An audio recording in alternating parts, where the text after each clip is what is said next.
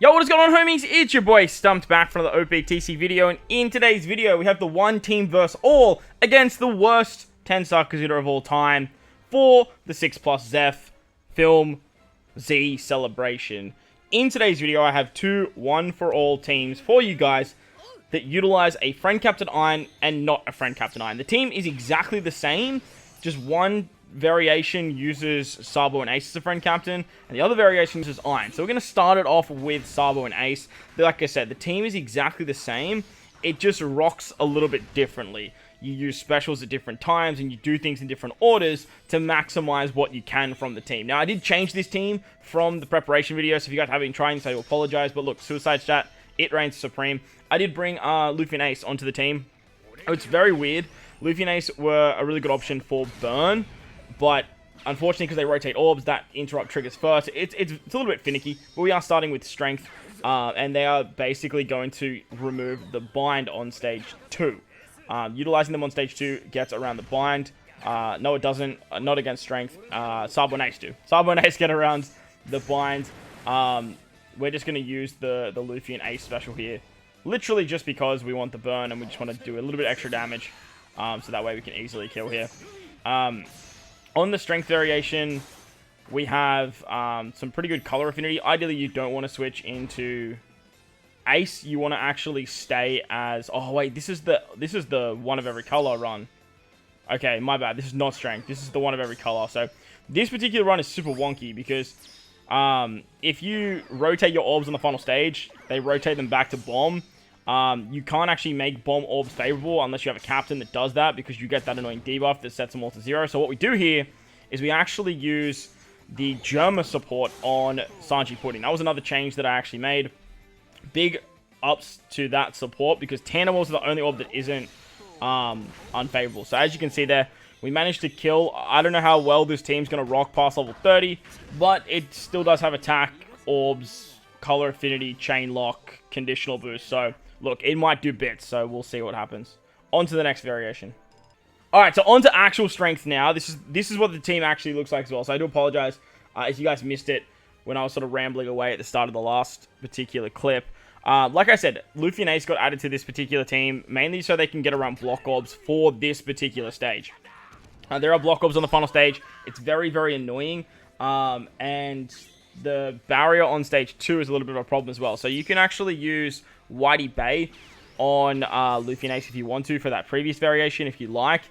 That previous variation will have a barrier on the final stage, which is going to be a little bit annoying. I'm just sort of banking on barrier pen for that. But like I said, we'll see how this team goes past level 30. It's a regular 10-star KIZUNA. Most of you guys are just probably going to go up to level 30. With the Suicide Strat, you should be focusing on assists. But like I said, if you can't find AIN, this team should work quite nicely. On stage 2, we are going to get unfavorable orbs. This is where the German support comes in once again. It's super nice. However, we can actually utilize Shanks Crew and the Shanks Crew super swap to actually give us matching orbs for this particular variation. Ideally, we want to tank a shot moving into the final stage, so you do want to use Sanji and Pudding on this stage.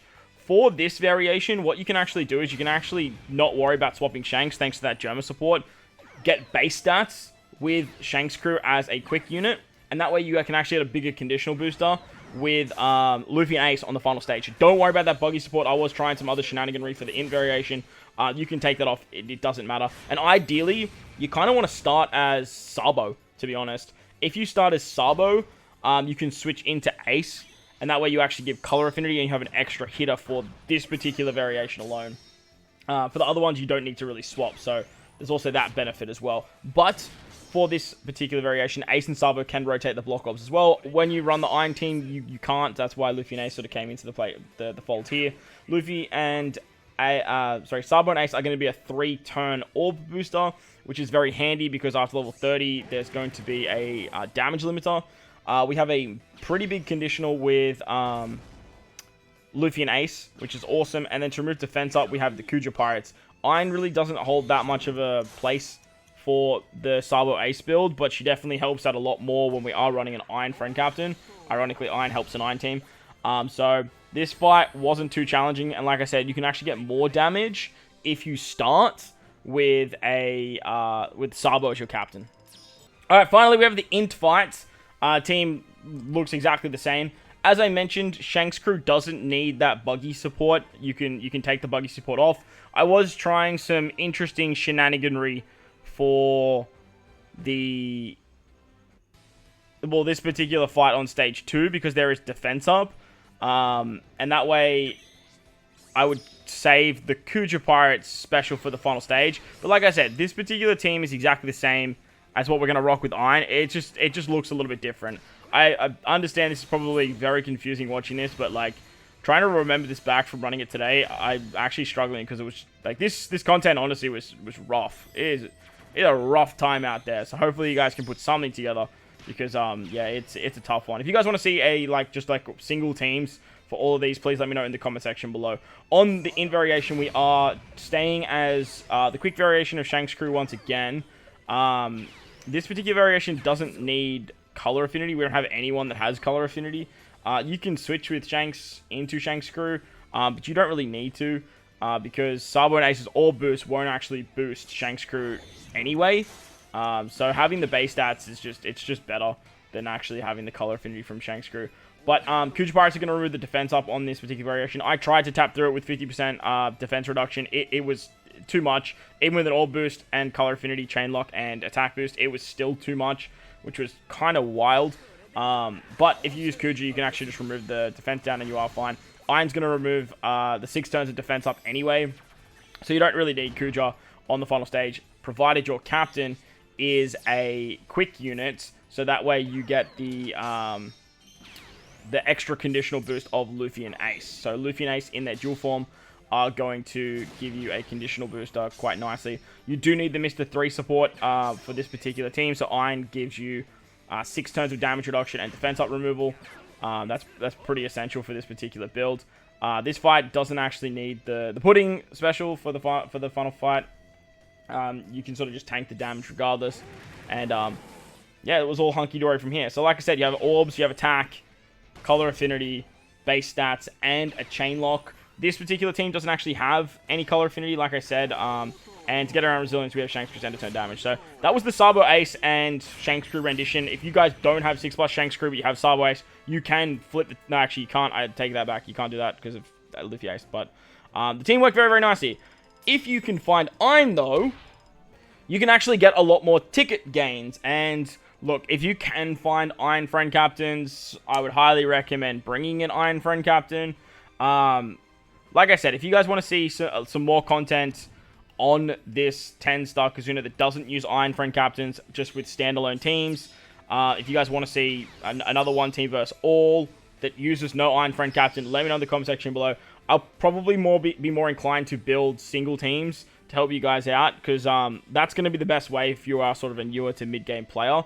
And hopefully you guys are getting a lot of assists out there and finding a lot of assists from your alliance members with the suicide strat, so that way you can actually build up your tickets without using any potions as well. So if you can find AIN, it's going to help you out drastically, and the team works differently, but looks exactly the same. Now, with AIN as a friend captain, you can basically use Shanks Crew on stage 2 every single turn.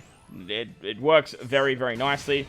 Once again, you can remove the defense up with either AIN or Kuja Pirates. For this particular fight against the trio, you do want to make sure you're not rotating any orbs on the final stage. It's imperative that you don't do that, because if you do, you are going to get them turned back into bomb slots. Now, well, actually, with AIN, you want the bomb slots. Sorry, for when you don't have AIN, this stage with bomb slots, it was so finicky and so difficult to build for, because every other orb was unfavorable except for tandem, which means you couldn't make bomb slots matching. I tried kid supports and all that sort of stuff, and it just didn't work, unfortunately.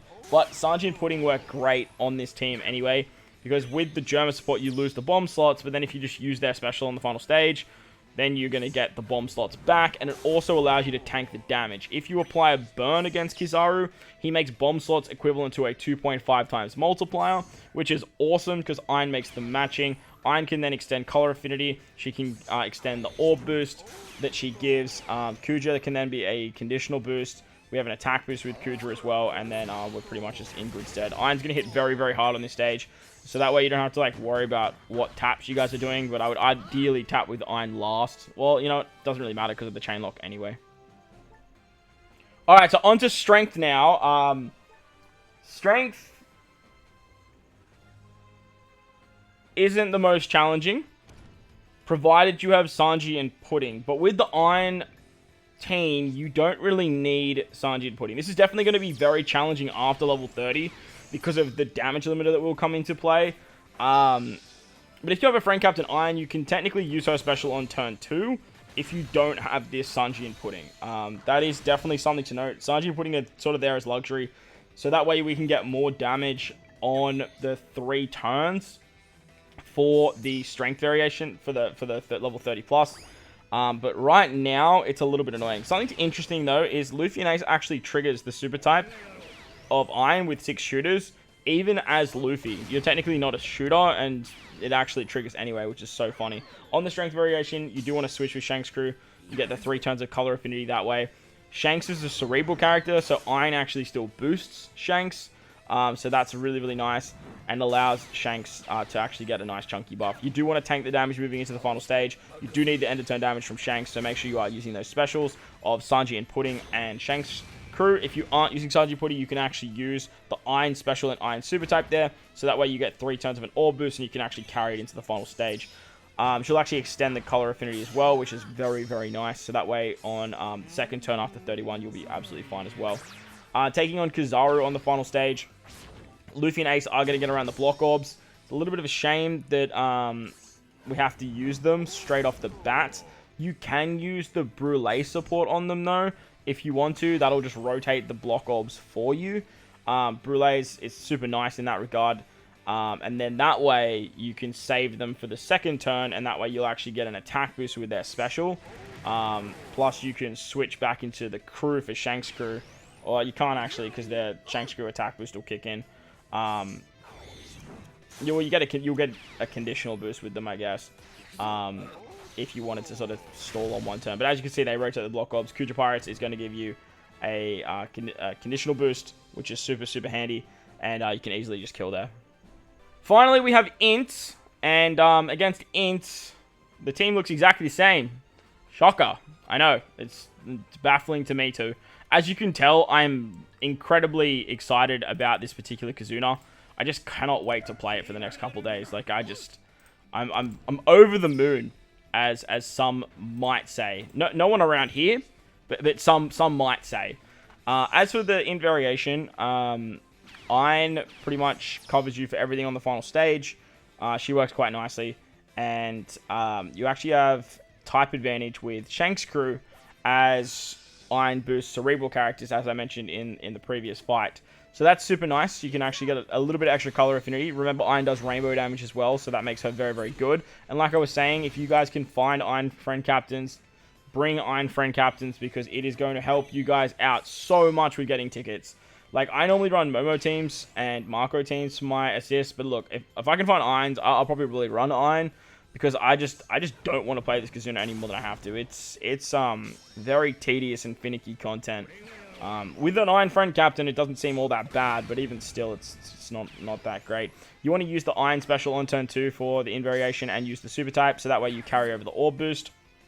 You want to do that on, I believe I don't know if it's the rainbow damage one or if it's this one. One of them gives you there's an intimidate for an orb boost. I actually believe that it's this one, so that's why you want to use Iron special here. Because there's an intimidate for orb boosting, and if you actually, if you use an orb boost, you lose 2.0 of the attack. So make sure you use Iron on stage 2 for this variation against Int. So it's a little bit annoying that you have to sort of remember that, but look, that's what I'm here for. Iron's going to remove the bind and the despair. Whitey Bay helps out by getting around all 6 turns of that. Luffy and Ace is going to give you an attack boost, and Kuja could give you a conditional boost. Because your captain isn't strength or quick, you don't get Luffy and Ace's conditional, which kind of sucks. You still apply the burn, but you don't get the condition, which is very, very annoying. So just use Kuja to do that. The attack boost of Luffy and Ace is great, but if you don't have the level limit broken, then Q just got you back as well. But that's going to wrap up the video, thank God. I hope you guys enjoyed this one. If you did, make sure to bell the like button, hit the subscribe button, do all that good stuff. Most importantly, wherever you guys are in this beautiful world, please remember to enjoy the rest of your day. As always, homies, thank you for watching, and I'll catch you all in the next one. Later!